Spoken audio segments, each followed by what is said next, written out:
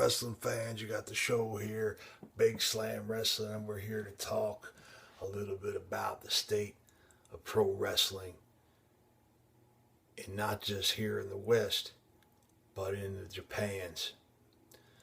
As you may well know or not know, a new IWGP champion was crowned this past weekend.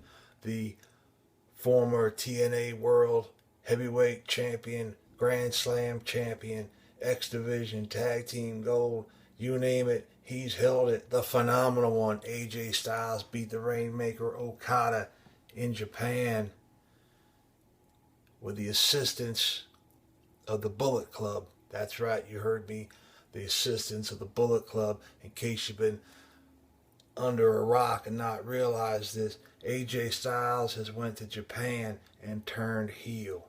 That's right, his time under the tutelage of Nature Boy Ric Flair and Fortune apparently paid off in dividends, as AJ Styles in this match and in his appearances in New Japan over the past month have shown this is not the AJ Styles we knew from his days in TNA. The darkness that you saw growing in AJ over the past year as contract negotiations were souring and things were turning against him, and no one was his motto, has culminated by him realizing that he didn't need TNA wrestling. He didn't need the WWE. And for all intents and purposes, he didn't need Ring of Honor. All he needed was to believe in himself and to listen to his heart. And I want to offer thanks and prayers to the wrestling gods that TNA, Dixie Carter, Paul Levesque, Stephanie, and the WWE both decided that AJ wasn't worth the money, that AJ Styles was too old, that AJ Styles wasn't big enough, that AJ Styles couldn't put asses in the seats, that AJ Styles wouldn't go over as a champion in pro wrestling in the year of 2014. What has AJ done? He's become the greatest, biggest independent agent in the market today. And now he's went to Japan and he's joined the Immortals, among those of the lineage of the IWGP World Heavyweight Championship. And forevermore, AJ Styles will be that legend among the greats.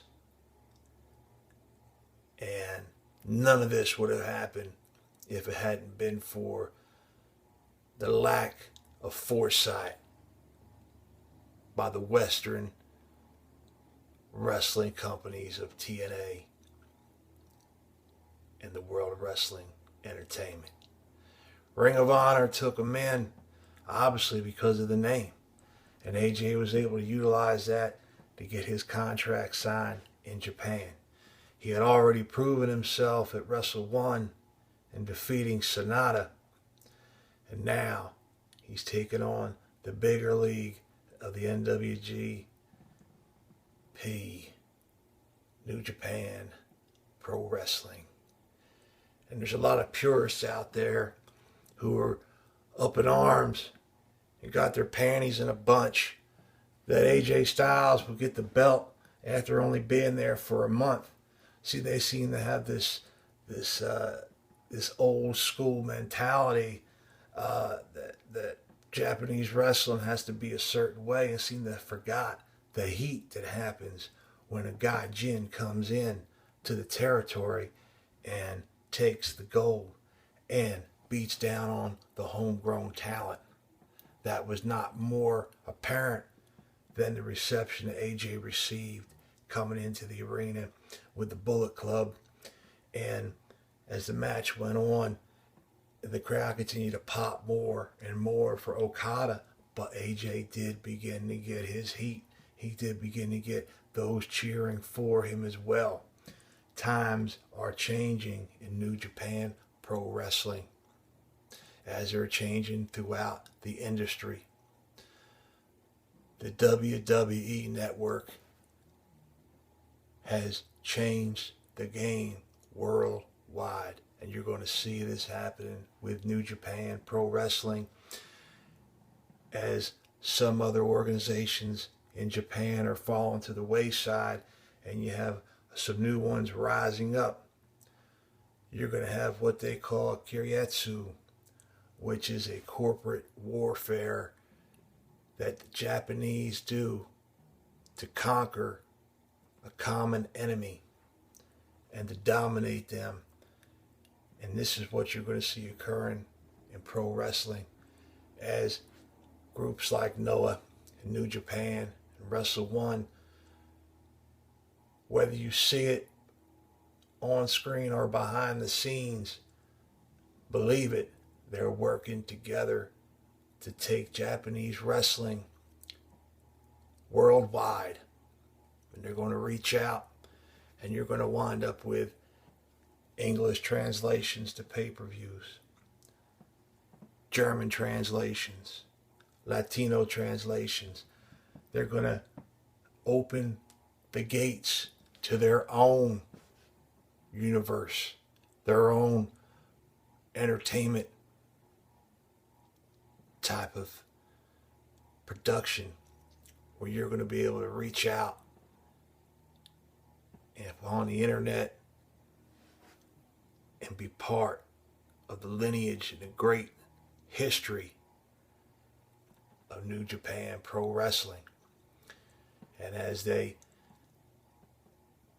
emulate and perfect that Vince McMahon has done with the WWE's network, you're going to see them, where you're going to see the All Japan, Noah, guys from Baba back in the day, through Brody and Hansen, through Michinoku, the great Muda, to today's heroes and villains.